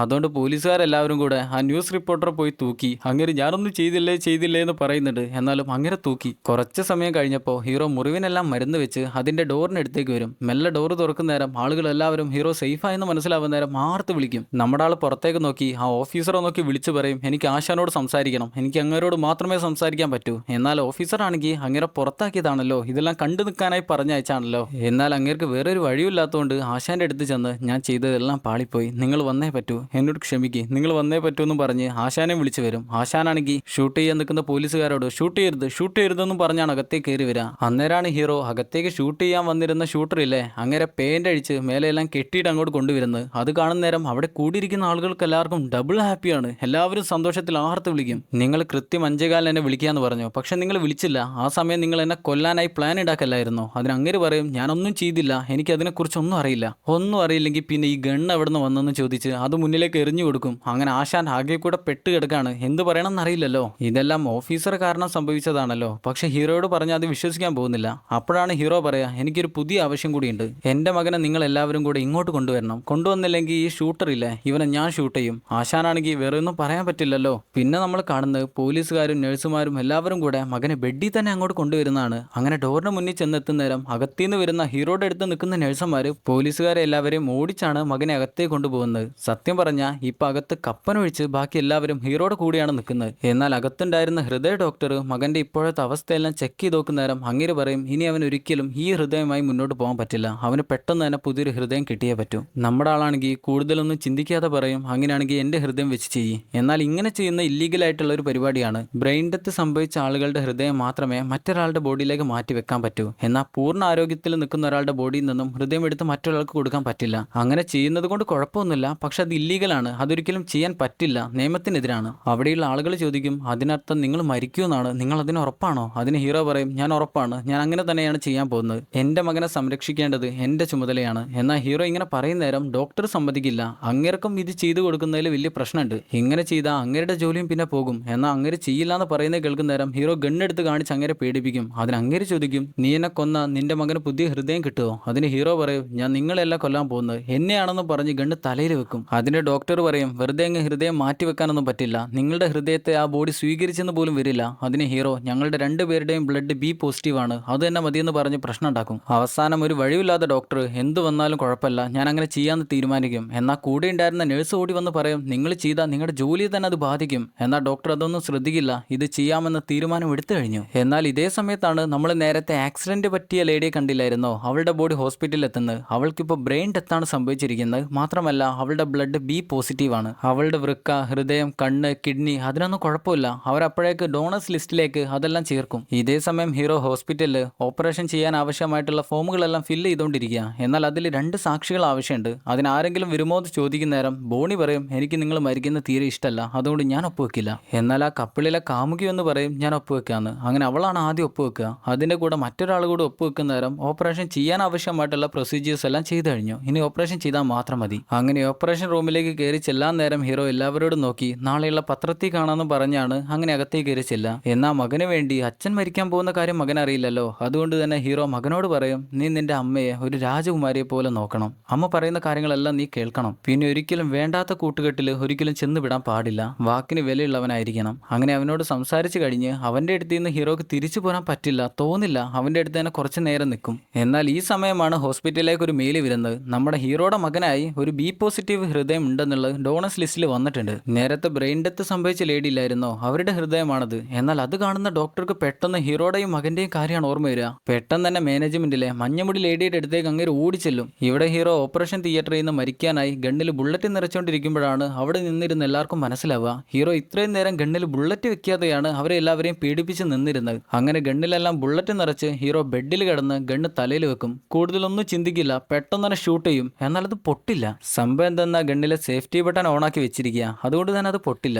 ഈ സമയത്താണ് ആ നഴ്സ് മഞ്ഞുമുടി ലേഡിയുടെ അടുത്തെത്തുക. അവർ രണ്ടുപേരും കൂടെ ഹീറോയുടെ ഭാര്യയുടെ അടുത്തേക്ക് ഓടിച്ചെല്ലും. അവരോട് നിങ്ങൾക്കൊരു നല്ല വാർത്തയുണ്ടെന്ന് പറയും. അകത്താണെങ്കിൽ ഹീറോ സേഫ്റ്റി ബട്ടൺ ഓഫ് ചെയ്ത് വീണ്ടും ഗണ്ണ് തലയിൽ വെച്ചു. അങ്ങനെ പൊട്ടിക്കാനായി നിൽക്കുന്ന നേരം ഭാര്യയാണെങ്കിൽ വിവരങ്ങളെല്ലാം അറിഞ്ഞ് ആ റൂമിനടുത്തേക്ക് ഡോറിന്റെ അടുത്തേക്ക് ഓടിച്ചെല്ലും. എന്നാൽ എത്രയൊക്കെ പുറത്തുനിന്ന് ജോൺ ജോൺ എന്ന് വിളിച്ചാലും അകത്തേക്ക് കേൾക്കില്ല. പിന്നെ ഗണ്ണ് പൊട്ടുന്ന ഒരു ശബ്ദമാണ് നമ്മൾ കേൾക്കുക. പിന്നെ കുറച്ച് കഴിഞ്ഞാൽ നമ്മുടെ ന്യൂസ് റിപ്പോർട്ടറുടെ ചാനലാണ് നമ്മൾ കാണുന്നത്. അതിൽ കാണുന്നത് ആ എമർജൻസി റൂമിൽ നിന്ന് ഹോസ്റ്റേജസ് എല്ലാം പുറത്തേക്ക് ഇറങ്ങി വരുന്നതാണ്. എന്നാൽ അവസാനമായിട്ട് നമ്മുടെ ജോൺ ക്യൂവും പുറത്തേക്ക് ഇറങ്ങി വന്നു. എന്നാൽ ആ പോലീസ് പിടിച്ചു കൊണ്ടുപോകുന്ന ജോൺ ക്യൂയുടെ ബോഡി കണ്ടാൽ നമുക്ക് മനസ്സിലാകും അതൊരിക്കലും ജോൺ ക്യൂ അല്ല. അങ്ങനെ കാറിൽ കൊണ്ടുപോകുന്നേരാണ് ആശാൻ ജോൺ ക്യൂയുടെ മുഖം കാണുക. അത് ശരിക്കും ബോണിയാണ്. ഇത് കാണുന്ന ആശാൻ എന്തൊക്കെയോ മനസ്സിലായി. അങ്ങനെ ചെറുതായിട്ടൊന്ന് പുഞ്ചിരിക്കും. അങ്ങനെ ഹോസ്പിറ്റലിനകത്തേക്കാണ് പിന്നെ കയറി ചെല്ലുക. ഇതേ സമയം ഹീറോ ആണെങ്കിൽ മകന്റെ ഹൃദയം മാറ്റിവെക്കാനായി ഓപ്പറേഷൻ റൂമിലേക്ക് ഡോക്ടർമാരെ പോലെ വേഷം മാറി അങ്ങനെ പോവാണ്. അങ്ങനെ അകത്തെത്തി കുറച്ച് സമയം കഴിഞ്ഞപ്പോഴേക്ക് സർജറി തുടങ്ങി. എന്നാൽ ഈ സമയത്താണ് ആശാൻ അങ്ങോട്ട് കയറി വരുന്നത്. ആശാനാണെങ്കിൽ നമ്മുടെ ഹീറോയെ കാണുകയും ചെയ്തു. നിങ്ങൾ കൂടുതൽ പ്രശ്നമൊന്നും ഉണ്ടാക്കരുത്,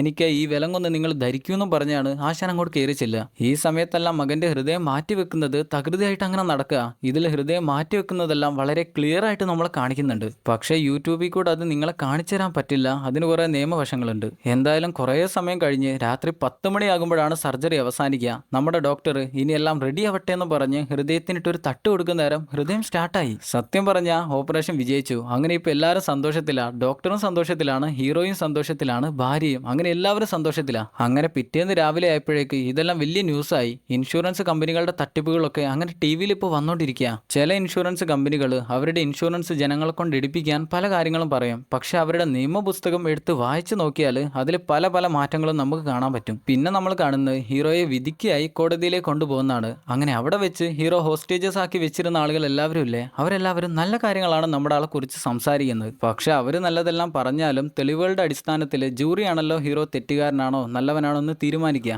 അതുകൊണ്ട് തന്നെ നിയമവിരുദ്ധമായി ആയുധം കയ്യിൽ വെച്ചതുകൊണ്ടും ആളുകളെ കിഡ്നാപ്പ് ചെയ്തതുകൊണ്ടും ഹീറോ തെറ്റുകാരനാണെന്നാണ് ജൂറി തീരുമാനിക്കുക. എന്നാൽ ഹീറോ ഇതുവരെ ചെയ്തു കൂട്ടിയിരിക്കുന്നതെല്ലാം വെച്ച് നോക്കുകയാണെങ്കിൽ ഹീറോയ്ക്ക് ഇപ്പൊ കിട്ടിയിരിക്കുന്നത് വളരെ ചെറിയൊരു ശിക്ഷ മാത്രമാണ്. കാരണം അവിടെ ഉണ്ടായിരുന്ന ഹോസ്റ്റേജസ് എല്ലാം ഹീറോയെ കുറിച്ച് നല്ലത് മാത്രമാണല്ലോ സംസാരിച്ചത്. എന്നാൽ ഈ വാദങ്ങളെല്ലാം നടക്കുന്ന നേരവും ആ കോർട്ടിൽ തന്നെ ഹീറോയുടെ മകൻ കൂടി ഇരിക്കുന്നുണ്ട്. അങ്ങനെ അവസാനം പോലീസുകാരെല്ലാവരും കൂടെ ഹീറോയെ കൊണ്ടുപോകാൻ നേരം മകൻ ഹീറോയെ വിളിച്ചു പറയും, അച്ഛാ നിങ്ങൾക്കൊന്നും സംഭവിക്കില്ല, നിങ്ങൾ എനിക്ക് എന്തിഷ്ടാന്നറിയോ, ഗുഡ് ബൈ. അതിന് ഹീറോ തിരിച്ചു പറയും, ഗുഡ് ബൈ എന്നല്ല പറയേണ്ടത്, സീ യു ലേറ്റർ. എന്നിട്ട് കോടതിക്ക് പുറത്തേക്ക് ഇറങ്ങി വരുന്ന നേരം നമ്മുടെ ബോണി അവിടെ നിൽക്കുന്നുണ്ട്.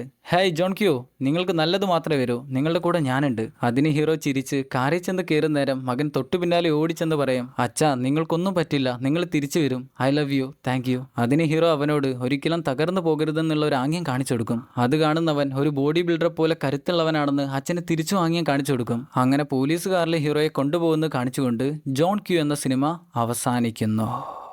സിനിമ എല്ലാവർക്കും ഇഷ്ടപ്പെട്ടെന്നാണ് വിചാരിക്കുന്നത്. സിനിമ കണ്ടു തുടങ്ങിയപ്പോൾ ഇതിങ്ങനെയാവുമെന്ന് ഒരിക്കലും വിചാരിച്ചില്ല. സിനിമയുടെ പ്ലോട്ട് ഇങ്ങനെയാണെന്നുള്ള കാര്യം എനിക്ക് അറിയില്ലായിരുന്നു. അതുകൊണ്ട് തന്നെ സിനിമ കണ്ടുകൊണ്ടിരിക്കുന്ന നേരം എനിക്കെല്ലാം ഞെട്ടലായിരുന്നു. അതുകൊണ്ടാണ് സിനിമയിൽ മകൻ എന്താണ് സംഭവിക്കുന്നതെന്ന് ഞാൻ ആദ്യമേ പറയാതിരുന്നത്. ഒരച്ഛനും അമ്മയും അവരുടെ കുഞ്ഞ് നഷ്ടപ്പെടാൻ പോകുന്നു എന്ന് നേരത്തെ മനസ്സിലാക്കിയാൽ അവർ ഏതറ്റം വരെ പോകുമെന്നാണ് നമ്മൾ ഈ സിനിമയിൽ കണ്ടത്. എന്തായാലും നമ്മൾ ഇന്ന് കണ്ട ജോൺ ക്യൂ എന്ന സിനിമ എനിക്ക് എന്തായാലും ഇഷ്ടമായി. നിങ്ങൾക്ക് ഇഷ്ടപ്പെട്ടെങ്കിൽ മറക്കാതെ വീഡിയോക്ക് ഒന്ന് ലൈക്ക് ചെയ്യുക. കമൻറ്റ് ചെയ്യാത്തവർ, സിനിമയെക്കുറിച്ചുള്ള അഭിപ്രായങ്ങൾ കമൻറ്റ് ചെയ്യാത്തവർ മറക്കാതെ ഒരു കമൻറ്റ് കൂടെ ചെയ്യുക. ചാനൽ സബ്സ്ക്രൈബ് ചെയ്യാത്തവർ മറക്കാതെ സബ്സ്ക്രൈബ് കൂടെ ചെയ്യാം. എന്നാൽ പിന്നെ നല്ലൊരു സിനിമയായി അടുത്ത വീഡിയോയിൽ കാണുന്നവരെ Tata bye bye. Film chronicle.